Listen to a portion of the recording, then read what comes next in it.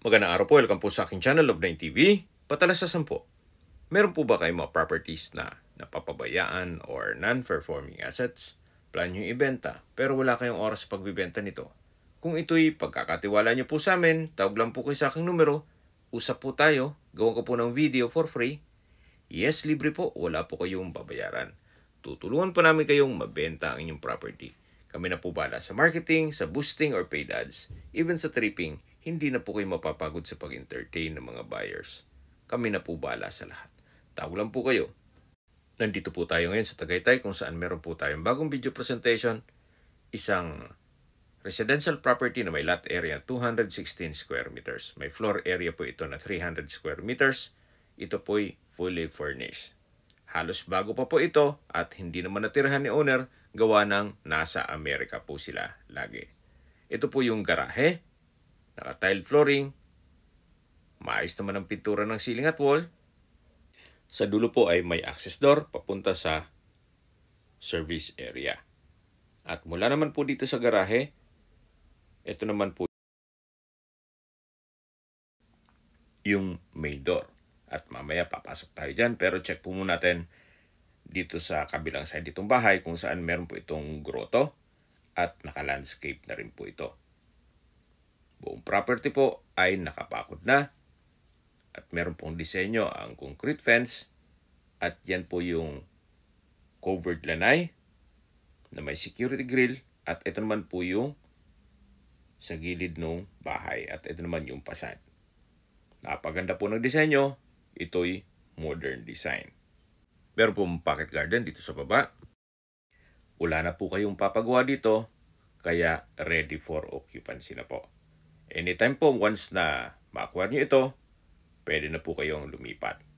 At ang kulang naman po, kayo at ang gamit nyo. Gawa ng ito'y fully furnished. Samahan nyo po ako, pasok po tayo.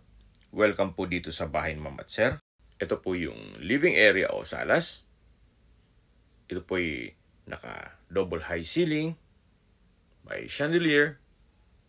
Pulido ang pagka-pintura ng ceiling at wall. May pin lamps, may glass window with security grill.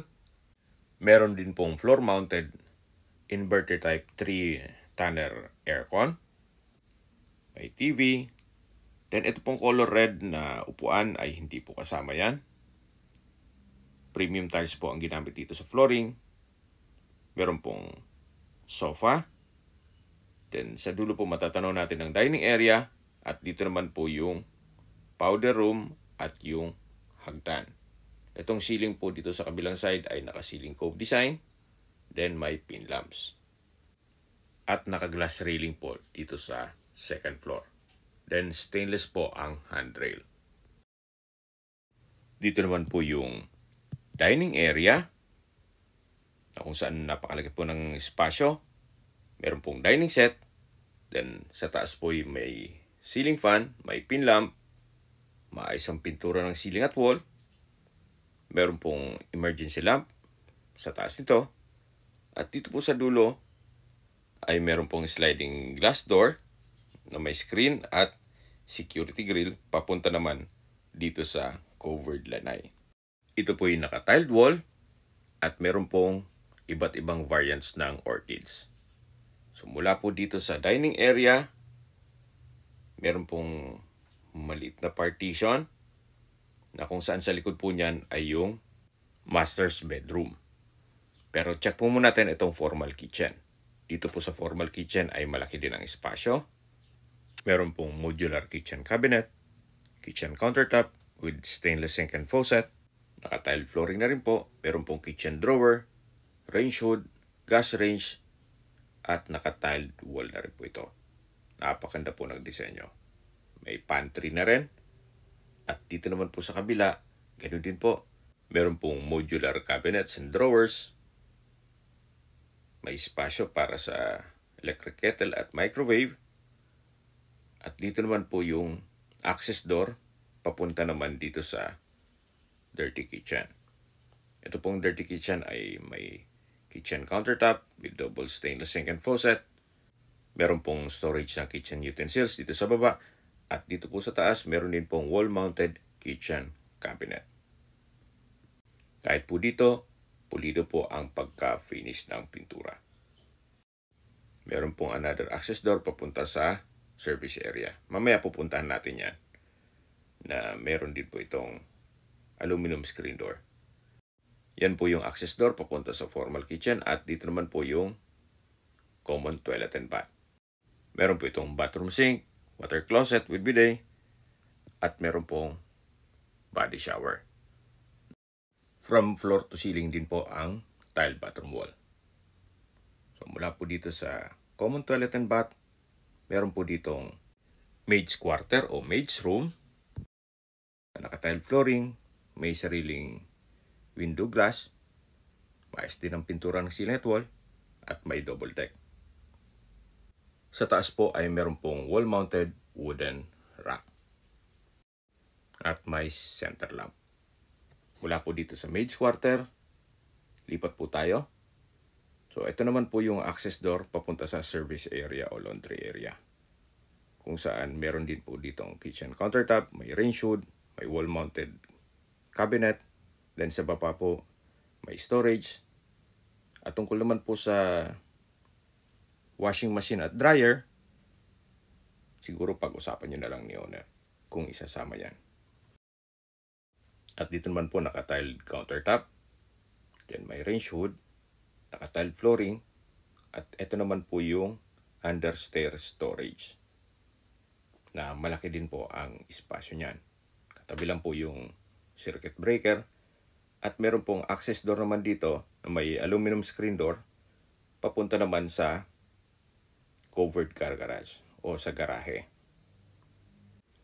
At galing na po tayo dyan kanina. Yan po yung steel gate. Then, naka-tile flooring na rin po dito at dito po sa kabilang side ay naka-landscape. May security grill na rin po dito. Balik po ulit tayo dito sa loob. Ito po ulit yung service area. Then, pagpasok po natin dito, dito naman yung dirty kitchen at sa dulo yung maid's quarter. At ito naman po yung formal kitchen. Mula po dito sa formal kitchen, yan po yung dining area. At ito naman po yung master's bedroom. Kung meron man po kayong PWD or senior citizen sa pamilya, ito naman po yung kwarto para sa kanila. May bed and bed frame, may split type aircon, center lamp, pin lamps, ceiling cove design, window type aircon with security grill, at naka-tiled flooring na rin po. Sa spasyo, malaki po. At dito naman yung walk-in closet. Ganun din po, naka-tiled flooring, maayos ang pintura ng ceiling at wall, at malaki naman ang espasyo. So, kabilaan po yan. Kaya marami po kayong gamit na pwede mailagay dyan. Hanggang dito po sa kabila. So, dito na po tayo sa toilet and bath. Meron po itong napagandang shower enclosure na naka-tile bathroom wall. At ito naman yung water closet with bidet. Ito naman po yung bathroom countertop. May bathroom sink with faucet, then naka-tiled wall. Mula po dito, matatanaw natin ang access door papunta sa setback o likod ng bahay. Ito po yung naka-glass door at may security grill. At yan pong natatanaw natin ay yung water reservoir na kakasya po ang 3,000 liters. In case ng water shortage, mapapakinabangan po yan. Then naka-tile din po ang buong water reservoir. Babalik po ulit tayo dito sa loob ng toilet and bath dito sa master's bedroom. Ito po ulit yung walk-in closet at ito naman yung bedroom. Napakaganda po. Lalabas po tayo. So ito po ulit yung partition na katabi lang ng dining area at ito naman yung access door papunta dito sa covered lanay na napresent ko na po kanina. At yung sa dulo po, yan naman daan papunta sa harapan ng bahay. So balik po ulit tayo dito sa loob. Yan po yung formal kitchen na napresent ko na rin. At dito naman po yung dining at living area. So mula po dito sa hagdan, at mamaya aakyat tayo dyan, pakita ko muna sa inyo yung powder room. Napaganda po nitong disenyo nitong pintuan. Naka-wooden and glass door. Sliding po yan. Dito naman po ay may bathroom sink, may water closet with bidet, naka-tile bathroom wall, at may bathroom window. Napaganda po ng disenyo nitong tile bathroom wall. Labas po tayo para akyat na tayo dito sa second floor. Ito pong hagdan ay naka-wooden staircase, glass railing, at stainless handrail. Meron po itong staircase window with security grill. May wooden rack sa kanto. At ito pong staircase wall ay pulido ang pagkapintura. At dito na po tayo sa second floor kung saan ito po yung family area. Napakalaki po ng espasyo. Sa dulo po may glass window, then naka-ceiling cove design, may ceiling fan, may pin lamps, at may sofa. Ito naman po yung open below. May chandelier, naka-ceiling cove design, may pin lamps, center lamp, window glass with security grill, at ito po yung living area. Then matatanaw naman natin yung main door. Napakaaliwalas po, napakaganda ng disenyo nitong property.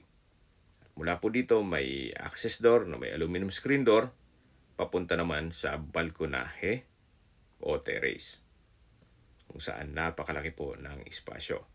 Naka-tile flooring, glass railing, at stainless handrail. Mula po dito, matatanaw nyo ang mga magiging kapitbahay, kung saan napakatahimik din po ng lugar. At mas maganda po ang view mamaya pag nasa view deck po tayo. Yan po yung fasad. Napaganda po ng disenyo, modern design. At ito po ay owner's build, kaya hindi po tinipid. Meron pong brick stone design dito sa wall. Then may wall lamp. At mula naman po dito, matatanaw natin yung grotto at pocket garden. Hanggang dito po yung balkonahe o terrace. Balik po ulit tayo dito sa loob. Pagpasok po natin, ito po yung hallway. Then yung family area. At check po natin itong mga kwarto. Kung saan malaki naman po ang espasyo nito. May split type aircon, may bed and bed frame, naka-ceiling cove design, may center lamp, pin lamps, tile flooring, may wardrobe, at meron pong sariling toilet and bath. Dito po sa kanto ay may sliding glass door na may security grill. At ito naman po yung toilet and bath kung saan ito yung naka-sliding door. Then meron po itong bathroom sink, water closet with bidet, overhead shower, at naka-ceiling cove design na rin po. Naka-tile bathroom wall na rin po from floor to ceiling. At same design din po itong wooden and glass door doon sa powder room. Labas po tayo dito sa first bedroom dito sa second floor. Paglabas po natin, matatanaw natin ang family area na napakaliwalas, napakaganda ng disenyo. At mula po dito, lipat po tayo dito sa pangalawang kwarto, kung saan malaki din ang espasyo. Naka-ceiling cove design, may center lamp, may pin lamp, may window type aircon, may sliding glass window with security grill, may drawer, wall-mounted rack, then meron pong storage. May personal na gamit si owner kaya hindi natin mabuksan yan. At mula po dito, may TV rack. At dito naman yung toilet and bath. Naka-sliding door na wooden and glass design. Then naka-tile bathroom wall from floor to ceiling. May water closet with bidet, overhead shower, ceiling cove design, at bathroom window. Tunghayan nyo po itong kwarto bago tayo lumabas. Yan po yung drawer at ito naman yung TV rack. Lalabas na po tayo. So ito pong pintuan ay naka-wooden door. At balik po ulit tayo dito sa family area. Kung malaking pamilya po kayo, pwede na po ito sa inyo. Yan po yung access door papunta sa terrace. At ito naman po yung hagdan. At akit tayo papunta sa roof deck o view deck. Ito pong hagdan, naka-wooden staircase. Then itong railing ay glass at stainless handrail. Ito pong pintuan ay may security grill na papunta po ito sa roof deck o view deck. Yan po, napakalawak po nitong espasyo. Dito po may bar countertop. Then sa dulo may wall-mounted cabinet. May sink and faucet. Naka-tile flooring. Aside from dun sa reserva, meron pong water tank. Then sa baba po meron pong drawers and cabinets. May high chair. At naka-tile flooring na rin po. Sa likod po nito ay meron pong toilet and bath. Kaya po nang sabi ko sa inyo kanina, in case ng water shortage, wala pong problema. Aside from this tank, meron pong 3,000 liters na water reserva. Mula po dito, matatanaw nyo ang mga kapitbahay. Napaganda po, napakaliwalas, tahimik ang lugar, sariwang hangin, at malamig po ang klima. Ito po ay nasa mataas na lugar. Ang estimated elevation above sea level ay 2,000 feet. Yan po, tunghayan nyo po ulit itong roof deck.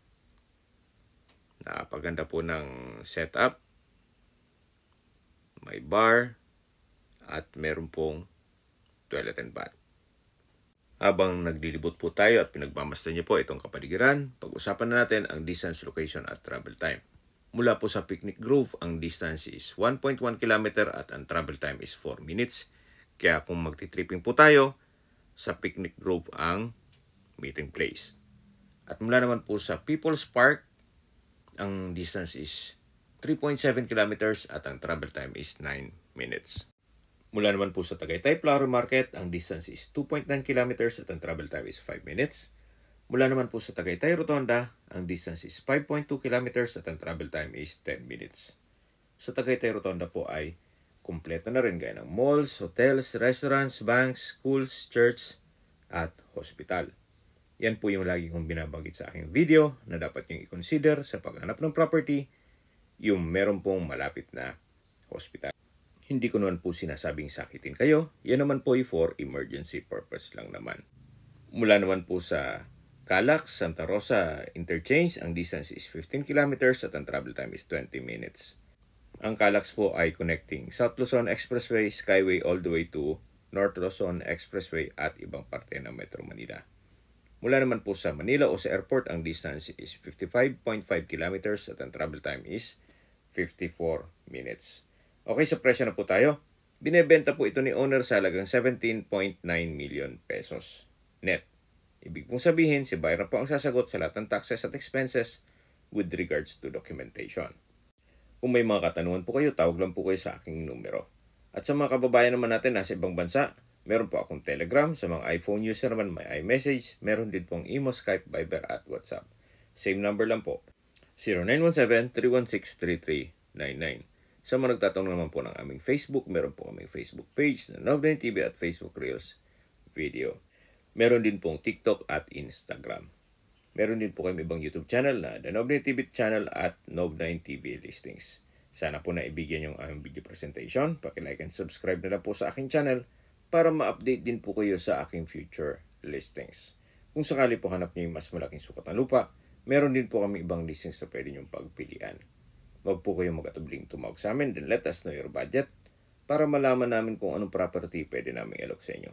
Sa lahat pong viewers, subscriber at nagtiwala po sa amin, salamat po sa suporta. Ingat po kayo lagi at inyong pamilya. Maraming salamat po.